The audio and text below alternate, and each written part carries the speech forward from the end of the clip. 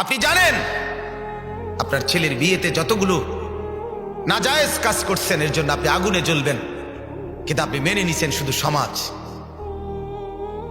এজন্যই মেনে নিছেন, ডেকসেট বাজাইছেন, এজন্যই গায়ে হলুদের নগ্ন অনুষ্ঠান, উলঙ্গ অনুষ্ঠান করছেন লাখ টাকার গেট করে।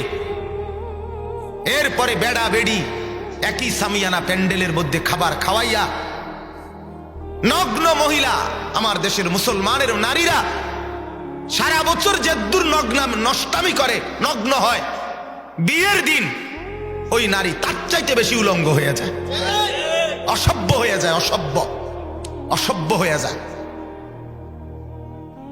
অসভ্য হয়ে যায়। এই পরিমাণ বেহায়া হয় সাজগোজার বেশভূষার নামে, হাইওয়ান আর জন্তু জানোয়ারের মতো নিজেকে সাজায়। কেন করলেন? কেন করলেন? 3 দিন ধরে বাড়িতে ডেকসেট বাজাইলেন কেন? গায়ে হলুদের এই উলঙ্গ অনুষ্ঠান করলেন কেন?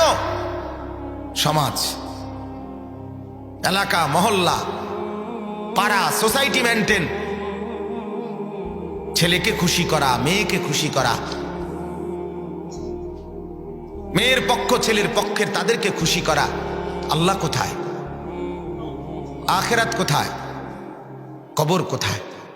বলেন বাপ, ভাবতে শিখেন। একজন হলে একজন ভাবেন, 2 জন হলে 2 জন ভাবেন, ভাবতে শিখেন। এজন্য এটাই বললাম, মান আকালা তাইয়িবান, বলতেছিলাম যে উপার্জন যদি হালাল হয়, খাবার যদি হালাল হয়, এটা জিন্দেগির সবচেয়ে বড় আমল। এজন্য নবী এটা 1 নম্বরে রাখছেন। আমি হযরতের কথাটাই বলছিলাম। 2 নম্বর বললেন ওয়া আমিলা ফি সুন্নাতিন, যা করবে সুন্নাত মোতাবেক, অর্থাৎ জেনে জেনে বুঝে বুঝে প্রত্যেকটা কাজ সুন্নাত মোতাবেক। আমার হাসি, আমার কান্না, আমার আনন্দ, আমার বেদনা, আমার আহার, আমার নিদ্রা, আমার উঠা বসা, আমার লেনদেন, চলাফেরা সব হবে আমি মুসলমান আমার রাসূলুল্লাহ সাল্লাল্লাহু আলাইহি সাল্লামের সুন্নাত মোতাবেক। একবারে সহজ, একটু জেনে নিলে। কিন্তু বদনসিব আমরা, বড় মন্দ কপাল। সিনেমার নায়ক, টেলিভিশনের গায়ক, অ্যাডভার্টাইজের অভিনেতা, তাদের কথা আমাদের কাছে গ্রহণযোগ্য, কিন্তু আল্লাহ রাসূল সাল্লাল্লাহু আলাইহি সাল্লামের সুন্নাত আমাদের কাছে পরিত্যক্ত। বছরের পর বছর ব্রাশ করলেন আর টুথপেস্ট করলেন দিয়ে, ব্রাশ দিয়ে দাঁত মাজলেন কার কথায়? আর এই মিসওয়াক ছেড়ে দিলেন কার কথায়? কেন মিসওয়াক করেন না মুসলমান? শুধু এই কারণে, এটা রাসূলুল্লাহ বলছেন। কেন ব্রাশ আর টুথপেস্ট?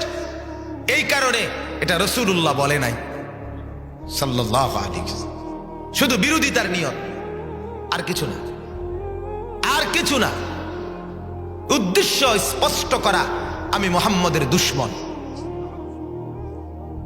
আমি রাসূলুল্লাহ সাল্লাল্লাহু আলাইহি ওয়াসাল্লামের দুশমন। এত দামি ডাইনিং টেবিল, চেয়ার সবই তো আছে, দস্তরখান কোথায়? দস্তরখান কোথায়? দস্তরখান নাই কেন? এটা রাসূলুল্লাহ সাল্লাল্লাহু আলাইহি ওয়াসাল্লাম বলছে, এটা টেলিভিশনে বলে নাই। টেলিভিশনের আব্বাই যদি কইতো ঠিকই দস্তরখান বিছাইতো, সিনেমার নর্তকী যদি বলতো তো ঠিকই বিছাইতো। সিনেমার নর্তকী বলে নাই দেখে বিছায় না, ঠিকই বিছাইতো।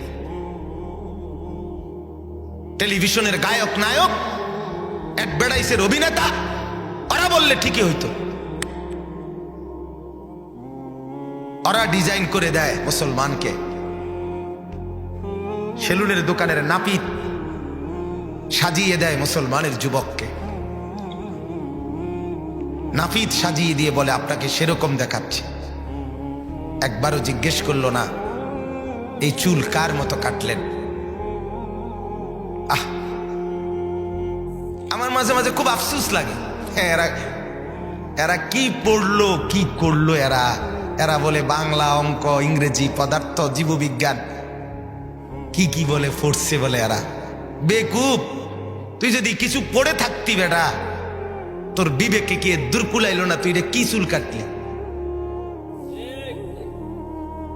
কি পড়ছ বেটা, কি পড়ছ? হ্যাঁ, এতগুলো পড়া পড়ে এখনো খারাইয়া মতো কি পড়লা তুমি? এখনো মুত্তা ফানি লও না তুমি? বর্বর, তুমি বুঝি শিক্ষিত তুমি? বেটা, ওরা চিন্তা করে আমগরে নিয়া, ওরা বুদ্ধিজীবীরা চিন্তা করে আমরা হুজুররা আমাদের পড়ালেখার গতি কোথায়, আমাদের পড়ালেখা কই যাচ্ছে, মাদ্রাসার পড়াগুলো আমগো বাতের লেগে হে চিন্তা করে। তুই আমার লগে না আইবি বেটা, আমার লগে ভাত খাইয়া কয়দিন খাইবি, আমার লগে আয় বেটা। তা আমার গাড়িতে ওঠ বেটা, ভাত কারে কমি দেখাই, এক সপ্তাহ থাইকা দেখ বেটা।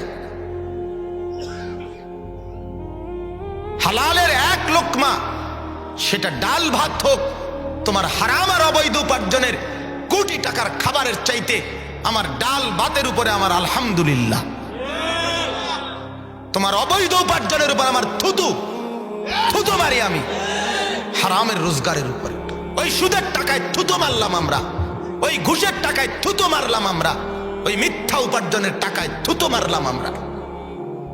নে তুই বেটা দুনিয়া নে, আমরা আখেরাত নেব ইনশাআল্লাহ। আমরা বোকা না, মোল্লা বোকা হয় না, আমরা চিরা খাইয়া বড় হই নাই। আপনারা যদি ভাত মাছ খেয়ে বড় হয়ে থাকেন, তো আমরা হুজুররা কি চিরা খাইয়া বড় হয়েছি মিয়া? তাই বুঝলাম না কেন, আমি বুঝবো না কেন মিয়া? না বুঝার কি আছে বলেন মিয়া?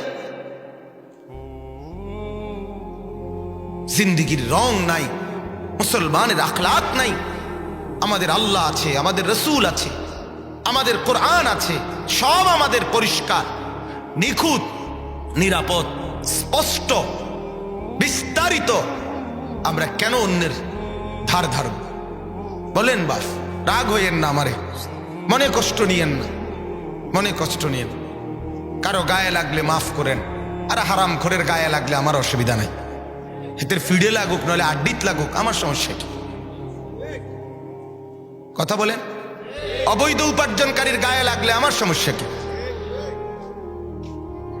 আমার তো সমস্যা নেই। এজন্য বাপ ফিকির করা চাই। ও আমিলা ফি সুন্নাতিন, মাথার চুল থেকে পায়ের নখ পর্যন্ত জিন্দেগির প্রতিটা কদম কদম রাসূলুল্লাহ সাল্লাল্লাহু আলাইহি ওয়াসাল্লামের সুন্নাত আছে, আছে কিনা বলেন? অতএব আমি কেন অন্যের মতো সাজব? কেন? আমি মুসলমান, আমার আত্মপরিচয় আছে, আমি ইমানদারের সন্তান, আমার বাপও ইমানদার, আমার প্রথম বাবা আদম তিনিও ইমানদার, আমার বাবা ইব্রাহিম তিনিও ইমানদার, আমার রসুল মুহাম্মদ তিনিও ইমানদার। অতএব দয়া করে আমরা প্রত্যেকেই ভাবতে শিখি। ও আমিলা ফি সুন্নাতিন, জীবন যেন হয় সুন্নাতের আলোকে। কিসের আলোকে বলেন?